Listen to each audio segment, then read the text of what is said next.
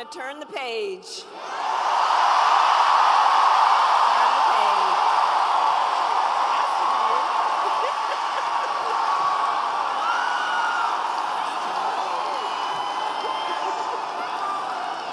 America is ready for a new way forward, and we are ready for a new generation of leadership that is optimistic about what we can do for our country together.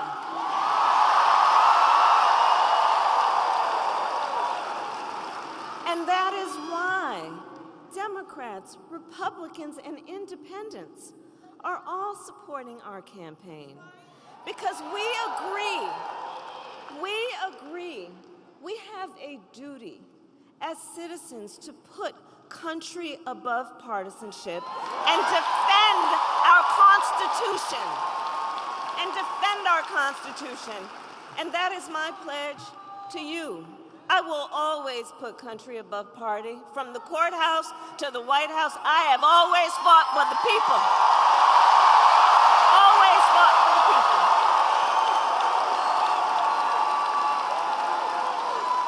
From being a young courtroom prosecutor, yes, and it's yes, USA, go on.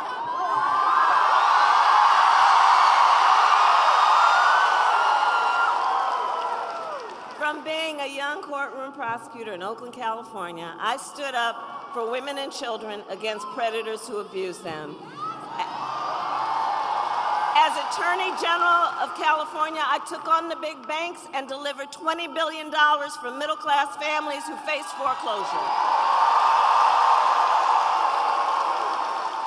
I stood up for veterans being scammed by big for-profit colleges, for workers who were being cheated out of their wages, the wages they were due, for seniors facing elder abuse. I will be a president for all Americans. And together we will build a brighter future for our nation. Together.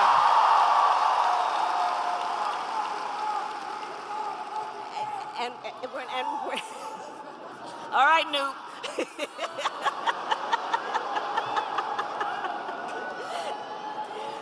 We are going to build a future where we build what I call an opportunity economy. So every American has an opportunity to own a home, to build wealth, to start a business.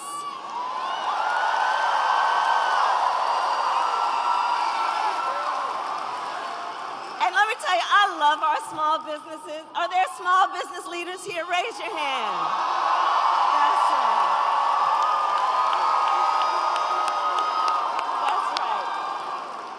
So, you know, growing up, my mother, she worked long hours. She often worked very long hours, my mother. And so my sister Maya and I would go over to Miss Shelton's house. Now, Miss Shelton, we called her our second mother. She was the second mother to us. She actually was from Louisiana, and she would take care of us in the evenings and on the weekends when my mother was working.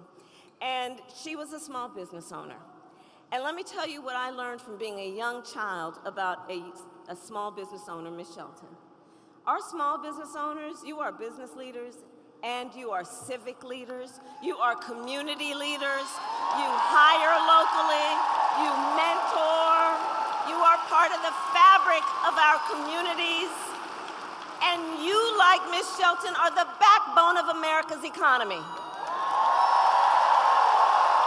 The backbone. So I have a plan for you, and my plan is to give a $50,000 tax deduction for startup businesses. Because I understand not everybody, like the person that was on the stage with me the other night, gets handed $400 million on a silver platter and then files for bankruptcy 6 times. Come on. I know, because look, my mother, she worked hard, she saved up, and it wasn't until I was a teenager she was able to buy our first home. I know the challenges that Americans and working people and families are having right now in terms of affordable housing. And we need to build more housing in America. So part of my plan, part of my vision for an opportunity economy is we are going to cut red tape and work with the private sector to build 3 million new homes by the end of my first term.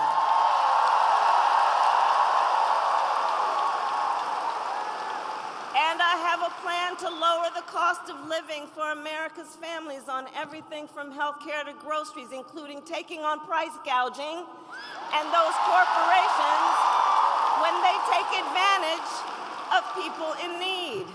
Under my plan, more than 100 million Americans will get a tax cut. Thousands of dollars of your hard-earned money will go back in your pockets, including $6,000 during the first year of a child's life for young parents, knowing in that critical stage of your child's development, you might need a little help, not just to get by, but to get ahead. And I will always put the middle class and working families first. I know where I came from. I know where I came from. I'm clear about that. Now, Donald Trump, well, he has a different plan. Just Google Project 2025. I see you have. It is a detailed and dangerous blueprint for what he will do if he is elected president. Donald Trump will give billionaires massive cuts, massive tax cuts, and cut corporate taxes by over $1 trillion, even as they pull down record profits. He intends to cut Social Security and Medicare. And he wants to impose what I call a Trump sales tax on everyday basic necessities, which will cost the average American family nearly $4,000 a year.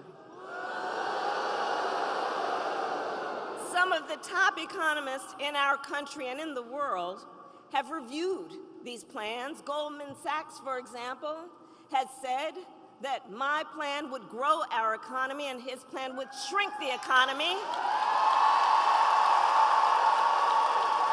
That his plan would reignite inflation and send us into a recession by the middle of next year. On top of this, Donald Trump intends to end the Affordable Care Act. Now think about that. Think about that. We remember what it meant when insurance companies could deny you for a pre-existing condition. Remember what that was?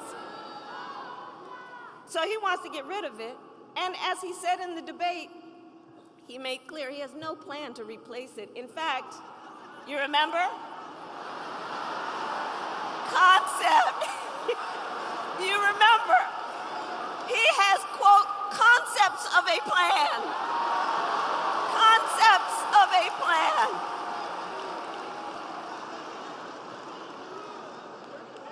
I mean, we're 54 days from this election. Concepts of a plan. Which means no actual plan. Which means no actual plan. And 45 million Americans are insured through the Affordable Care Act. So understand what that means. He's going to end it based on a concept and take us back when folks were suffering. Well, we're not going back. We are not going back. We are not.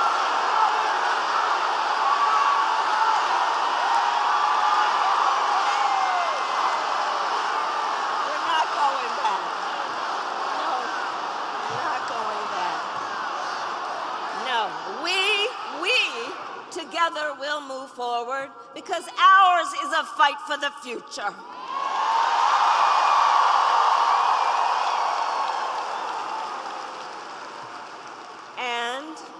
And is a fight for freedom.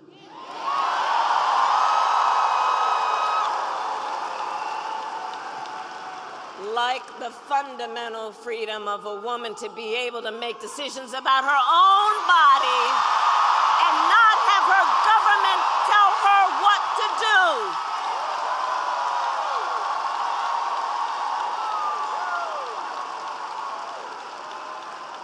And we remember how we got here. Donald Trump hand-selected 3 members of the United States Supreme Court with the intention that they would undo the protections of Roe v. Wade, with the intention they would undo the protections. And they did exactly as he intended, and now more than 20 states have a Trump abortion ban, including North Carolina, and every single state in the South except Virginia. Many with no exceptions, even for rape and incest. It is immoral, immoral. And I know everyone here understands. Let us agree. One does not have to abandon their faith or deeply held beliefs to agree. The government should not be telling her what to do with her body.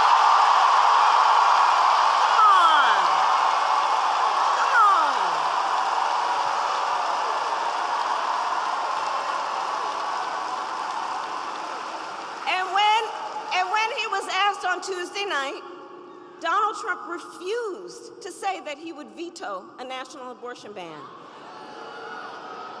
Well,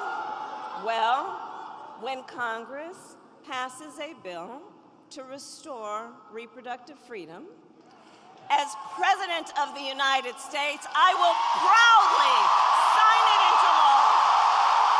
Proudly sign it into law.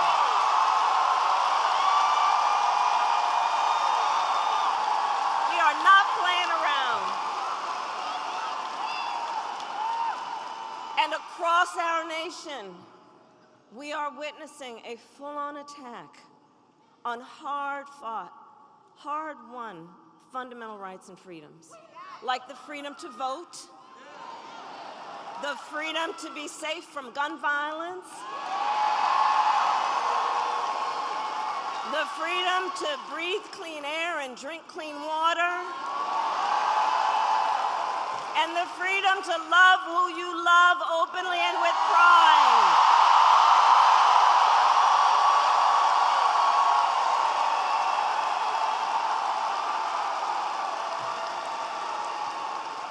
And here's the thing that I know about all of the North Carolinian leaders who are here. You know this so well, it's part of your DNA. Generations of Americans before us led the fight for freedom. Generations of Americans before us, many from right here, led the fight for freedom. Let's get a medic. Let's get a medic. Do we have a medic? Let's get a medic over there, please. Let's get a medic over there. Yeah, but let's make sure. See, this is who we are. We look out for each other. That's what leaders do, looking out for each other. Okay, we've got a medic. Okay. So generations of Americans before us led the fight for freedom, and now the baton is in our hands. The baton is now in our hands. And we who believe then in the sacred freedom to vote will finally pass the John Lewis Voting Rights Act and the Freedom to Vote Act. And we who believe in the freedom to live safe from gun violence will finally pass an assault weapons ban, universal background checks, and red flag laws.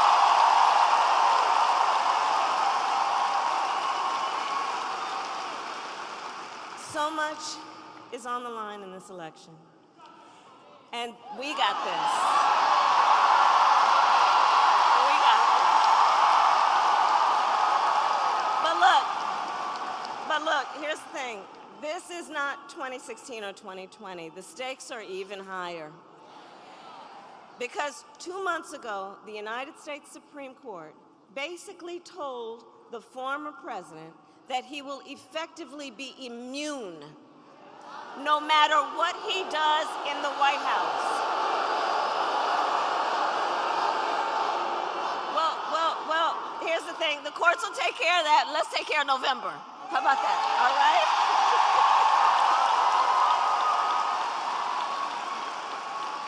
But imagine what that court ruling means. Imagine what that means. Because before, there might have been at least the belief that there would be the threat of consequence.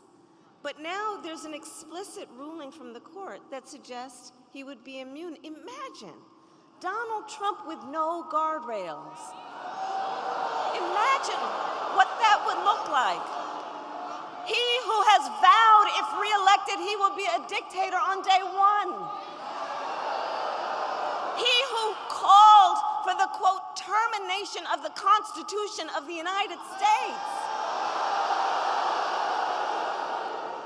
And let us be very clear, someone who suggests that we should terminate the Constitution of the United States should never again stand behind the seal of the President of the United States. Never again. Never again.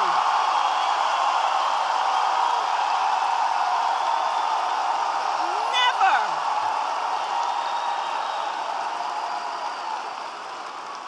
And put that all in the context of people who have been talking about how he was when they served with him in the White House. People who saw him every day. His national security advisor, his defense secretary, his chief of staff, and his vice president. All of whom have warned America, Donald Trump is not fit to be president of the United States.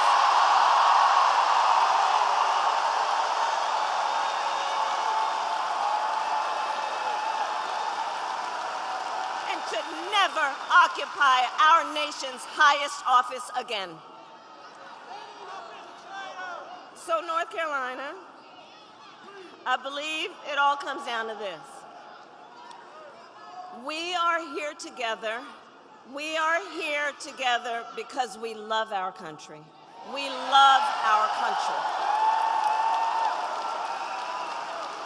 And we together understand the awesome responsibility that comes with the greatest privilege on earth, the privilege and pride of being an American.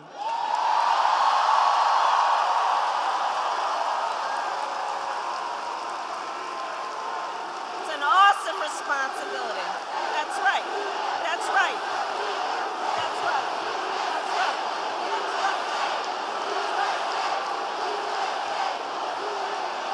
And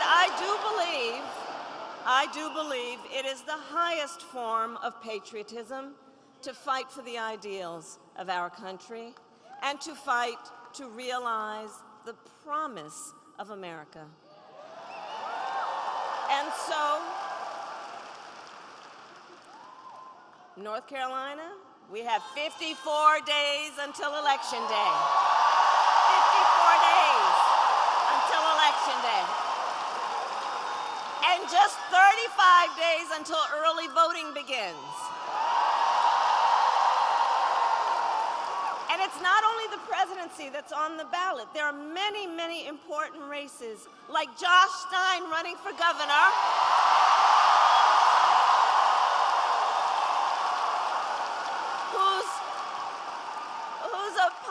Whose opponent was handpicked by Donald Trump because he wants a total ban on abortion in this state. And that is just one of the many stakes that are at play in this election. But see, we know the power is with the people. The power is with the people. Your voice is your vote, North Carolina. And you are going to make all the difference in the outcome of this race.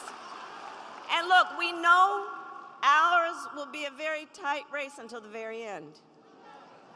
We are the underdog. Let's be clear about that. We are the underdog. And so we have hard work ahead of us, but we like hard work. Hard work is good work. Hard work is good work. And with your help, we will win. We will win. And so I ask you today, North Carolina, are you ready to make your voices heard? Do we believe in freedom? Do we believe in opportunity? Do we believe in the promise of America? And are we ready to fight for it? And when we fight,